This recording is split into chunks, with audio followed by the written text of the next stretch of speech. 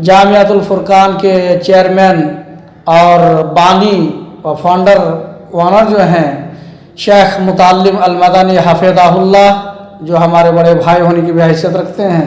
तो आइए इसी मौके पर जामियातुल फुरकान के इहाते में जो अभी 5 दिन का क्लासेस चल रहा है, बच्चों के बीच में क्लासेस कराए जा रहे हैं और क्लास लेने वाले वो भी अजीम और मुमताज़ आलिम दीन और हर दिल अजीज़ शख्सियत के मालिक जनाब मौलाना डॉक्टर मंसूर आलम अल मदनी हफिज़हुल्लाह यहाँ पर बच्चों के बीच में क्लास ले रहे हैं और कल्ला मादल्ला के तहत बहुत कम समय में बच्चों के बीच में बड़ी तालीम बांट रहे हैं। आइए इसी चीज़ को और वजाहत के साथ जानना चाहेंगे कि एक ऐसा कोर्स है जो यहाँ 5 दिन में दिया जा रहा है। जामियातुल फुरकान के चेयरमैन से हम लोग जानने की कोशिश भी करेंगे ताकि हमारे और जो वंचित और महरूम बच्चे हैं आइंदा सेशन में इससे जुड़ सके और बेहतर तालीम ले सके। जी मोहतरम, हमारे बच्चों को और तालीम हासिल करने वाले बिलखुसूस छात्र छात्राओं को जानकारी देने की कोशिश करें। हम लोग सोचे कि बच्चे जो कुछ भी पढ़े हैं साल के आखिरी अय्याम में अगर उसका एक मुख्तसर सा दौरा करा दिया जाए तो बेहतर रहेगा। उसके लिए हमने जो उन्वान समझा, टॉपिक समझा, वो ये कि तज़कीर व अहम्मी क़वाइद नहवी व सर्फ़ व तत्बीक़ातुहा, यानी नहव सर्फ़ के अहम क़वाइद याद दहानी करना बच्चों को और उसकी तत्बीक़ कराना है, इजरा कराना है। तो ये 5 दिनों में इजरा कराने के लिए, क़वाइद का इजरा कराने के लिए हमने एक दौरा रखा था। उसके लिए हम हमारे हफ्तिल अज़ीज़ साथी फ़ज़ीलतुल शेख डॉक्टर मंसूर अल मदनी हफिज़हुल्लाह उनको हमने इख्तियार किया था।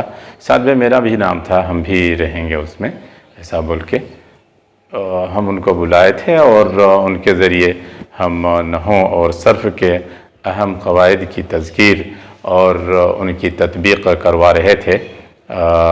वो 3 दिनों तक किए, आज भी आए थे अल्हम्दुलिल्लाह, कल भी आएंगे और परसों भी इंशाअल्लाह होंगे, हम भी उनके साथ हैं। इससे बच्चों को अच्छा खासा फ़ायदा होता है।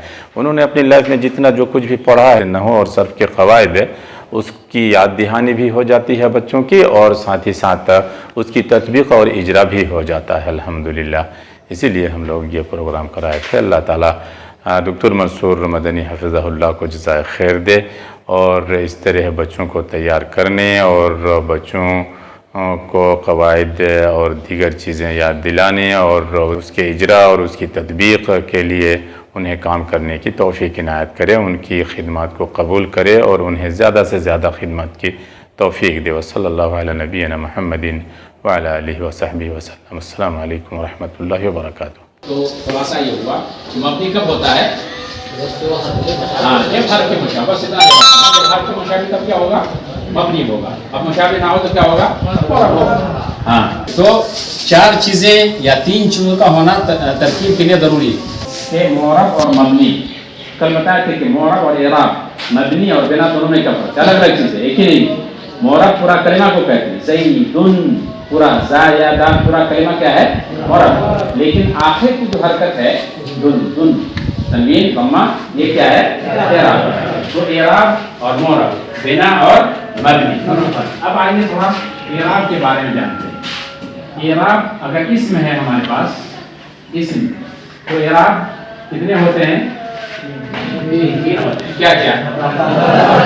और रफा, नस्ब और जर। इसको या कह लें हालत रफ़ी, हालत नस्बी, हालत जर को कहते हैं रफा, नस्ब, जर।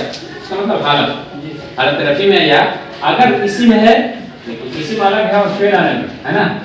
इसी में अगर होगा तो उसकी 3 हालत, एराबी हालत 3 हो या एराब 3 तरह का हो। क्या? रफा, नस्ब और जर। रफा, नस्ब और जर। जर सिर्फ खास है इसी के साथ।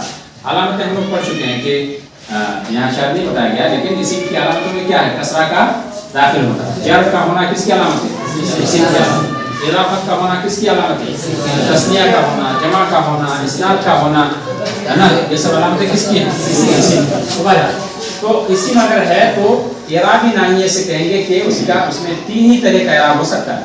یا تو رفع ہوگا یا نصب ہوگا یا جر ہوگا. تو 3 حالت ہوتی ہے، حالت رفعی، حالت نصبی اور حالت جر. اور اگر فعل ہے تو اس کی بھی کتنی حالت ہوتی ہے؟ 3.